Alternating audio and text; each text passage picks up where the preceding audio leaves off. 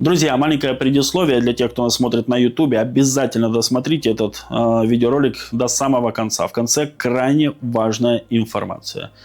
Заранее огромнейшее спасибо. Вооруженные силы России сменили тактику. Территория от Львова до Луцка теперь небезопасна. Российские войска, возможно, сменили тактику в подходе к выбору целей, масштабировав удары по западным регионам Украины. Об этом свидетельствуют участившиеся атаки по Львовской и Ровенской областям. Особенно на этом фоне выделяется удар по аэродрому в Дубно, произведенный в ночь на 9 июня. Если раньше удары по западным регионам страны были выборочными и касались крупных логистических объектов, таких как склады, узлы связи, инфраструктура энергообеспечения, то сейчас речь идет о последовательной работе. Речь идет о целях, которые раньше, возможно, обходили сознательно. Причинами могли быть экономия ресурса, политическая сдержанность, оперативная неактуальность. Атакованный ночью аэродром Дубно в Ровенской области еще пару лет назад рассматривался как возможный пункт размещения западной авиации, включая истребители F-16. Он достаточно удален от линии фронта и близок к логистике через Польшу. И если удар действительно пришелся по авиабазе, а кстати об этом уже говорят спутниковые снимки, в том числе и американские, то это говорит о том, что началась зачистка инфраструктуры, которая задействована под развертывание западной авиации, а также о том, что у вооруженных сил России есть подтвержденные данные, что на этих площадках уже фиксируется либо размещение, либо подготовка к размещению техники и персонала. Показательно, что герани и ракетные комплексы на этом направлении применяются с плотностью, ранее характерной для ударов в основном по Восточной и Центральной Украине.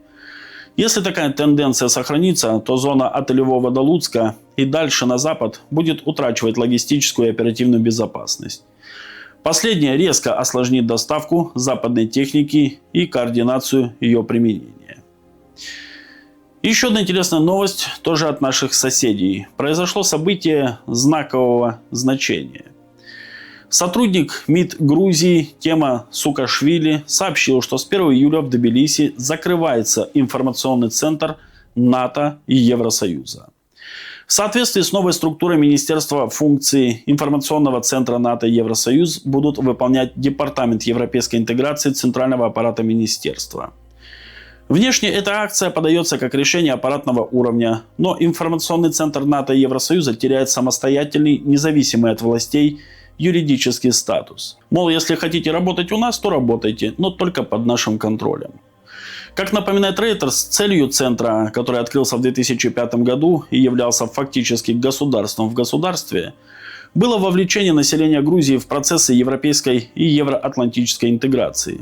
Действительно, за 25-летнюю деятельность в Грузии Центр НАТО и Евросоюз активно имел серьезные возможности держать эту страну под контролем во многих сферах государственной жизнедеятельности. При этом эксперты уверены в том, что если бы Тбилиси вовремя провел реформу административно-территориального обустройства, то имел шансы сохранить Абхазию и Южную Осетию.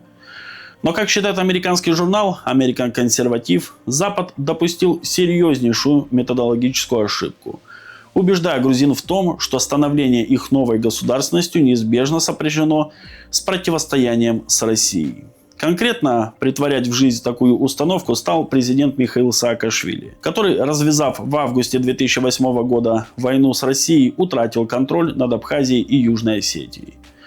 Взамен Тбилиси получили любовь Запада, ярлык центра демократии в Закавказье, с плацдарма которого планировалось начать триумфальное шествие демократии в Закавказье. Но это вводило Грузию не только в состояние потенциального противостояния с Азербайджаном, которого на Западе называли авторитарным, и с пророссийской Арменией, но и в дебри региональной геополитики с подключением Ирана и Турции.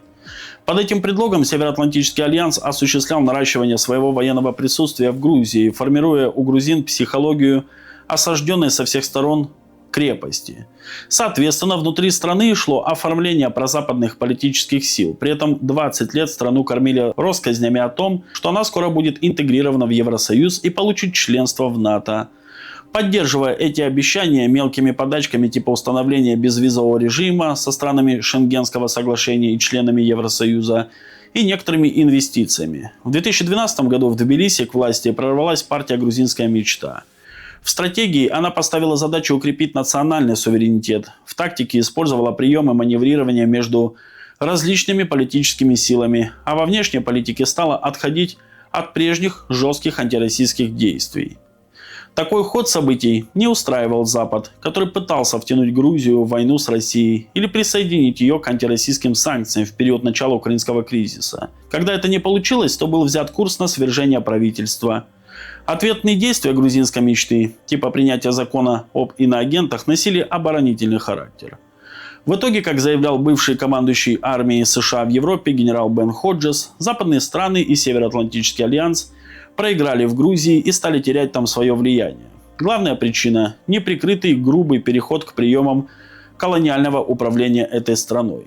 Новый президент США Дональд Трамп сорвал идеологическое прикрытие со всей внешней политики в целом и в отношении Грузии в частности, заявляя о заинтересованности больше в экономическом сотрудничестве двух стран. Потом впервые за последние 17 лет представители НАТО не упомянули будущее членство Грузии в организации. Причем все это происходит на фоне активного российско-американского диалога без прежней идеологической конфронтации и в условиях активного торгово-экономического сотрудничества между Грузией и Россией. При этом в Тбилиси впервые за годы новой независимости никто никуда не толкает. Как бы демонстрирует, что процесс строительства государства не обязательно должен быть связан с перспективами вступления в НАТО или Евросоюз. Так что закрытие информационного центра НАТО и Евросоюза в Тбилиси является событием ожидаемым и предсказуемым. Тем более, что оно произошло в условиях жесткого давления западных институтов на партию власти «Грузинскую мечту». Но, по мнению мэра Тбилиси Кахи Каладзе, скоро все изменится и появится настоящая Европа, к которой стремится Грузия. На сегодняшний день Грузия является страной, кандидатом на вступление в Евросоюз. В 2024 году правительство приняло решение отложить дальнейшую интеграцию с Евросоюзом до 2028 года. Опрос населения, проведенный Евробарометром, показал резкое снижение доверия к Евросоюзу среди жителей Грузии. Если полгода назад уровень поддержки составлял 66%, то теперь лишь 49% респондентов положительно оценивают деятельность блока, тогда как почти треть опрошенных высказалась негативно. В то же время предстоящие муниципальные выборы в 2025 году станут еще одним испытанием устойчивости грузинской демократии и государственности. Однако Грузия не в силах ни изменить свою географию, ни переписать историю. Она пробыла в составе России более 2 столетий и имеет с ней такую общую историю, которая показывает, что нельзя рисковать серьезным противостоянием с близкими, могущественными соседями, тогда как западные партнеры, как говорится в статье American Conservative, очень далеко. Вот такие новости, друзья. Друзья, теперь важная информация по поводу подписки на наш телеграм-канал. Это не просто призыв и реклама нашего телеграм-канала, нет, друзья. Тут еще немножко дело в другом. Помимо того, что там каждый день выходит куча видеороликов о том, что происходит и на Украине, и в России, мы стараемся ничего не скрывать ни с той, ни с другой стороны. Там и про наши Минобороны. Там есть такие новости, которые, я думаю, очень многих поразят. Просто некоторые думают, что у нас там все белое и пушисто, все замечательно, и что нашим бойцам поставляется абсолютно все, что необходимо. Но поверьте, там творится, мягко говоря, очень непонятные истории. В общем, у нас очень много такой информации в телеграм-канале. Ссылочка на него находится в описании. Переходите, подписывайтесь. Там помимо этих новостей, естественно, еще раз повторяю, там много видеороликов выходит. Самых различных и с ракетными ударами, и просто с фронта, и в целом политически, что происходит, все свежие новости. И также, друзья, у нас там проходит сбор для наших братьев, отцов, сестер, которые, сами понимаете, где сейчас находятся, у которых сейчас тяжелое положение. Не у всех, как у, скажем так, у спецназа Ахмат есть абсолютно все. Далеко не у всех. В нашем же телеграм-канале, опять же, там есть все отчеты по нашим сборам, есть все абсолютно и видео от наших бойцов с благодарностью к нашим подписчикам, как в телеграме, так на рутубе. Теперь, надеюсь, еще и на ютубе будет. Вот. Собственно, там есть абсолютно все о том, чем и как мы помогаем нашим бойцам. И повторю, друзья, самое главное, что мы делаем, мы помогаем только для того, чтобы спасти жизни наших бойцов. Никаких летальных штук, вот этого всего мы не поставляем, не собираем на это. Тем более это законом запрещено. А вот медицина, Различные защитные штуки, автомобили, это да. В общем, у нас там много важной информации, особенно по сборам. Поэтому, друзья, помимо того, что вы там можете увидеть интереснейшие видеоролики, новости, также вы можете помочь нашим парням, нашим бойцам, нашим отцам, братьям, мужьям. В общем, переходите, там есть абсолютно все. Я бы, конечно, мог открывать сборы и здесь, на Ютубе. И, кстати, вот в сегодняшних роликах, по крайней мере, если кто хочет поддержать наших парней на передовой, сейчас мы им собираем на рэп «Ромашка 12», это для защиты от дронов. Вы можете это сделать прямо здесь, я реквизиты все оставлю под видеороликом, но в целом для отчетности, чтобы вы все видели, все понимали, переходите на наш телеграм-канал. Ссылочка на него также находится в описании. Здесь я всего публиковать не могу, поскольку сами понимаете, как YouTube это будет воспринимать. А вот в Телеграме выходит абсолютно все. Также здесь вы сейчас видите кучу фотографий и от героев России, благодарности, и от других людей. Это благодарности нашим подписчикам, нам за то, что мы помогаем. И мы будем помогать столько, сколько сможем. Еще раз повторю, все, у кого есть желание, возможность, переходите, подписывайтесь или можете помогать здесь. Реквизиты все находятся в описании.